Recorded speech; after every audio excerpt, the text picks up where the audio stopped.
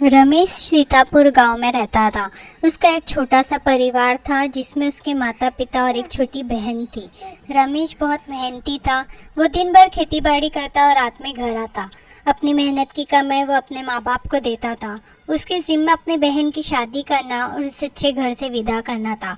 वो रोज काम करने के बाद जब पैसे मिलते उसे गिनता और मायूस हो जाता। इतनी मेहनत करने के बावजूद उसे बहुत कम पैसे मिलते थे। वो एक दिन खेत में काम कर रहा था जब उसके मालिक ने उसे बुलाया और कहा, रमेश, आज तुम शहर जाओ और वहाँ से खेतीबाड़ी का थोड़ा सामान ले आओ। उसने हाँ कह दी और शहर जाने की तैयारी की। शहर जाने के लिए उसे एक नदी को पार करना था। वो रास्ते से जाने लगा, तब उसे एक बूढ़े आदमी की आवाज़ आई।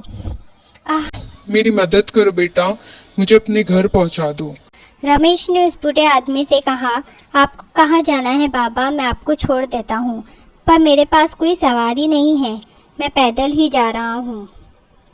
तब उस बूढ़े आदमी ने कहा, मेरे पास एक नाव है जो टूट गई है, तुम उसे ठीक कर दो और मुझे इस नाव से नदी पार करा दो। मैं अपने घर चला जाऊंगा। और उसे वो नाव दिखाई।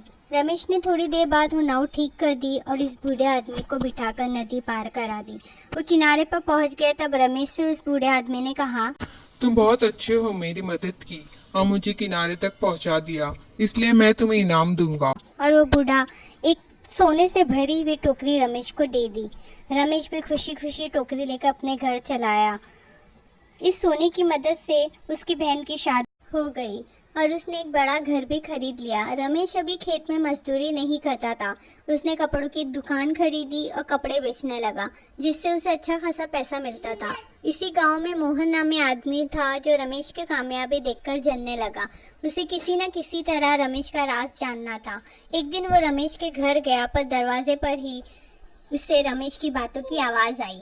वो अपने पिता से इस बूढ़े आदमी के बारे में बताने लगा, जो सुनते ही मोहन भागकर उस नदी के पास गया और उस बूढ़े आदमी को ढूंढने लगा। तभी उसे एक आवाज आई, बेटा, मेरी मदद करो, मुझे बहुत भूख लगी है। एक बूढ़ी औरत जो बहुत कमजोर थी उसने मोहन से कहा। मोहन ने उसे धक्का दिया और यहाँ से जाने को कहा। वो नहीं चाहता था कि बूढ़ा आदमी उसके सिवा किसी और से मदद ले और इनाम दे। लेकिन ये क्या, A few moments later.